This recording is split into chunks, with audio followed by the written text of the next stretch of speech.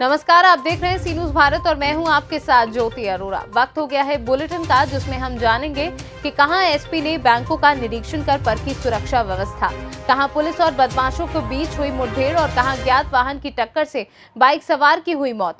इन तमाम खबरों को जानेंगे विस्तार से, तो आइए नजर डालते हैं इस वक्त की बड़ी खबरों पे। पूनम पुलिस अधीक्षक अमरोहा द्वारा आज जनपद अमरोहा में सघन बैंक चेकिंग अभियान चलाया गया। अभियान के दौरान पुलिस अधीक्षक के द्वारा स्वयं प्रमणशील रहकर जनपद के विभिन्न बैंक का निरीक्षण किया।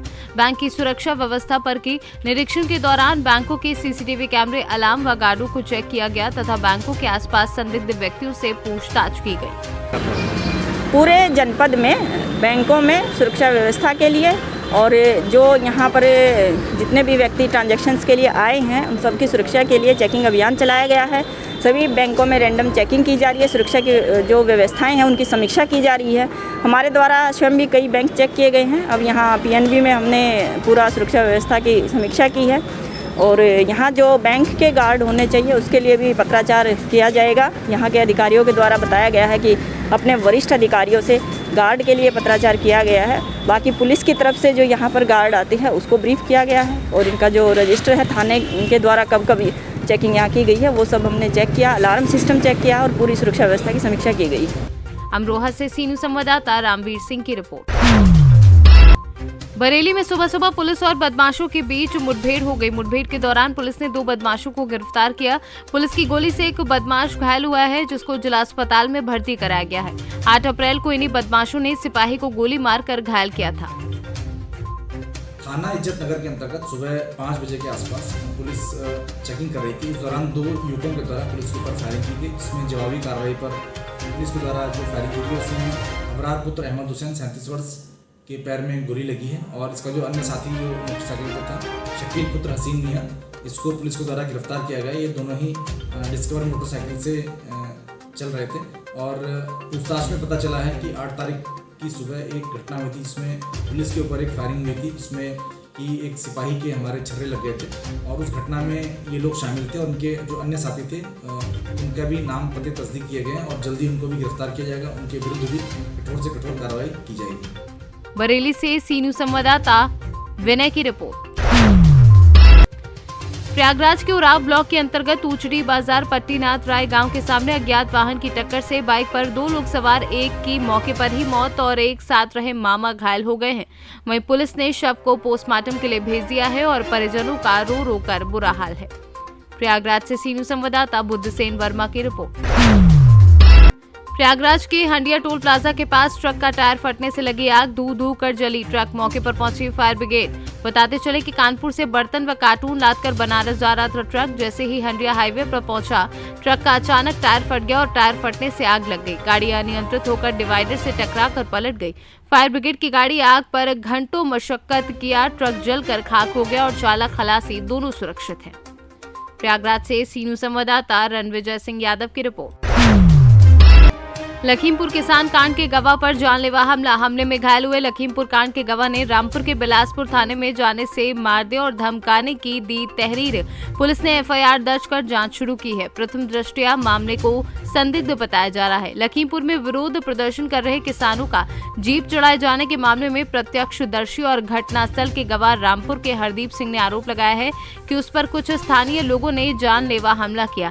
जब वह गुरुद्वारे से वापस आ रहा था तो रास्ते में उस पर हमला किया गया और गवाही ना देने के लिए धमकाया भी गया। क्या नाम है आपका? जी मेरा नाम हरदीप सिंह। कहाँ रहते हो आप? मैं बुकसौरा।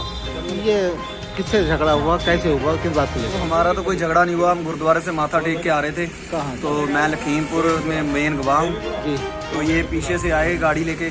जी। इस गाड़ी में थे 3-4 लोग, 3-4 और दूसरी गाड़ी में। कहाँ पर झगड़ा हुआ? ये किंग विला के पास, नवाबगंज रोड किंग विला के पास। अच्छा, फिर क्या हुआ? तो इन्होंने वहाँ आके मुझे रोका तो मैं रुक गया। मैंने कहा चलो कोई बात करनी होगी। तो इतने में इसने मेहर सिंह देओल है जो ये उतर के मेरे को मारने लगा। तो इतने में पीछे जो साथी है सरबजीत सिंह घुम्मन, उसने मेरे सिर में हाथ मारे और ये कड़ा मारा यहाँ पे माथे पे और यहाँ पे वो मेहर सिंह देओल का जो लाइसेंसी पिस्टल है वो निकाल के मारा। अच्छा। तो उस बाद में कह रहा भी अगर तू ज्यादा नेता बना फिरता गवाही देने गया तो तुझे गोली मार देंगे। अच्छा। ये बताइए आज कहाँ पर आए हो? हाँ जी, आज मैं बिलासपुर थाने पे आया हूँ। कितने लोग आए हो?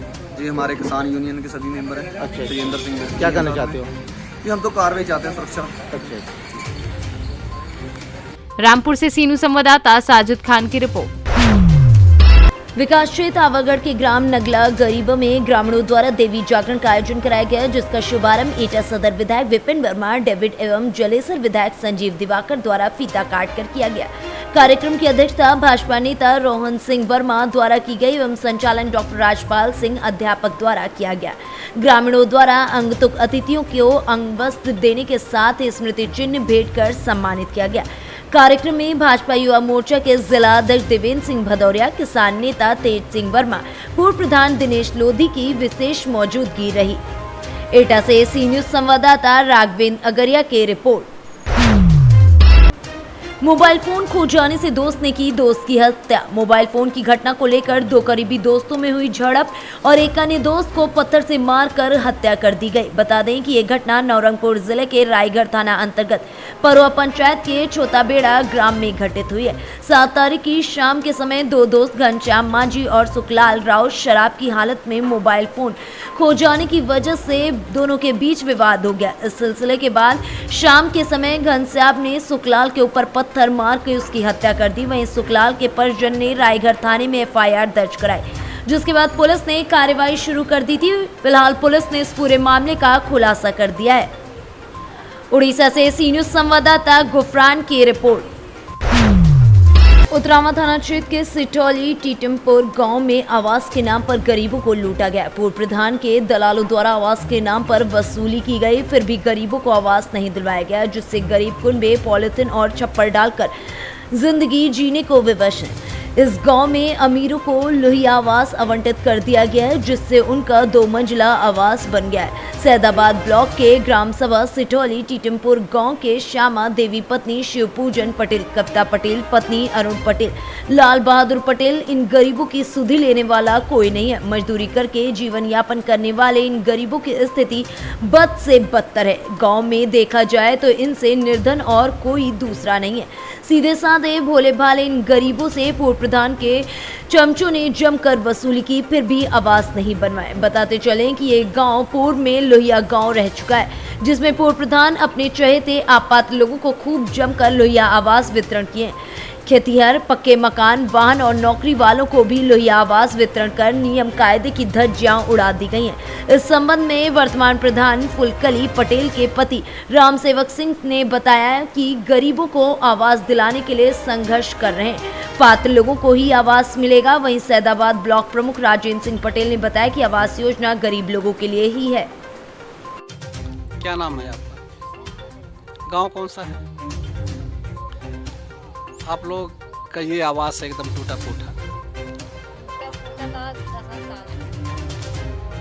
कोई प्रधान से आप लोग कहे नहीं? पैसा उदय चुके तब कुछ नहीं आए। पैसा किसको दिए हैं? प्रधान से दिवाओ कॉलोनी में उदय दिए। कब दिए हैं? 15 साल। सुरेश कौन है? गाँव के प्रधान के साथ रहते थे। कौन प्रधान? अच्छा, कितना दिन हुए पैसा दिए? 10-15 साल। कितना दिए हैं? 4,000 दिए। क्या बोले कि हम बनवा देंगे आवास? तो अभी तक बनवा नहीं पाया। प्रयागराज से सी न्यूज संवाददाता रणविजय सिंह यादव की रिपोर्ट। यूं तो मध्य प्रदेश के बांधवगढ़ टाइगर रिजर्व की सीमा पर आबाद गांव में दुर्लभ वन जीवों का देखा जाना आम बात हो गई है। ये कोई नई बात नहीं है। कभी बाघ तो कभी तेंदुआ तो कभी चीतल, सांभर गांव की सीमा के भीतर व बाहर सुरक्षित आवागमन बिना किसी रोक टोक के करते देखे जा सकते हैं। सोमवार को पार्क के बफर सीमा अंतर्गत ग्राम चिल्हारी में एक वयस्क सांभर किसान के घर में घुस गया और निर्माणाधीन बाउंड्री वॉल के बाहर से झांकने लगा। तभी कुछ ग्रामीणों की नजर इस पर पड़ी तो कौतूहल का विषय बन गया और ग्रामीण एकजुट हो गए और पार्क प्रबंधन को सूचना दी गई। पार्क प्रबंधन की टीम पहुंची और उसका रेस्क्यू कर परिक्षेत्र कार्यालय ले गई, जहां स्वास्थ्य प्रशिक्षण उपरांत उसे जंगल में छोड़ दिया गया। उप वन मंडल अधिकारी सुधीर मिश्रा ने बताया कि पार्क की सीमा से लगे गांव में जंगली वन्य जीवों का जाना सामान्य बात है। ग्रामीण अब जागरूक हो चुके हैं और वन्य जीवों के संरक्षण में पूरी मदद कर रहे हैं। एक घटना थी जो पनपथा गांव में एक सांभर का बच्चा घूमते हुए गांव में पहुंच गया था। गांव वालों ने हमें सूचना दी, हमारी रेस्क्यू टीम गई वहां और उसने रेस्क्यू किया उसको और इलाज वगैरह करके वापस जंगल में छोड़ रहे हैं। तो ये बहुत सामान्य घटनाएं हैं क्योंकि ये जंगल के बीच में ये गांव बसे हुए हैं और जैसा कि सबको पता है कि जो बांधवगढ़ टाइगर रिजर्व में हाई डेंसिटी टाइगर का एरिया है, तो क्योंकि टाइगर ज़्यादा हैं तो आप समझ सकते हैं कि उनके लिए जो भोजन है वो भी मतलब हर्बीवोर जो है प्रीवेस है वो भी बहुत मात्र संख्या में यहाँ मौजूद है। तो ये घटनाएं होती रहती हैं, कभी हाथी भी गाँव में प्रवेश कर रहे हैं, टाइगर भी चले जाते हैं, लेपर्ड भी हम लोग रेस्क्यू करते रहते हैं। अच्छी बात ये है कि गांव वाले अब हमारा सहयोग करते हैं और जैसे ही ऐसी कोई घटना होती है तो तत्काल हमें सूचित करते हैं। हमारे पास अपनी रेस्क्यू टीम है हर परिक्षेत्र में जो मौजूद हैं और जितना जल्दी से जल्दी जो संभव होता है हम मिनिमम टाइम में स्थल पे पहुंच जाते हैं और रेस्क्यू। उमरिया से सी न्यूज़ संवाददाता केजी पांडे की रिपोर्ट। आवागढ़ में आज आचार्य श्री निर्भय सागर महाराज ने बताया कि बुरा का असर बुरा है और अच्छे का अच्छा होता है। महाराज जी ने बताया कि सभी के 4 बच्चे होने चाहिए, एक कृषि के लिए, एक देशभक्ति के लिए, एक धर्म के लिए और एक बेटा माँ बाप की सेवा के लिए और गृहस्थी का भार संभालने के लिए होना चाहिए। साथ ही उन्होंने विभिन्न उदाहरण प्रस्तुत करते हुए बताया और एक भिखारी का भी उदाहरण प्रस्तुत किया गया। इस दौरान चेयरमैन महेश पाल सिंह, यतीन जैन, विपिन जैन, स्वीटी जैन समेत तमाम लोग उपस्थित रहे। एटा से सी न्यूज़ संवाददाता राघवेंद्र अगरिया की रिपोर्ट। फिलहाल इस बुलेटिन में बस इतना ही। आप देखते रहिए सी न्यूज़ भारत।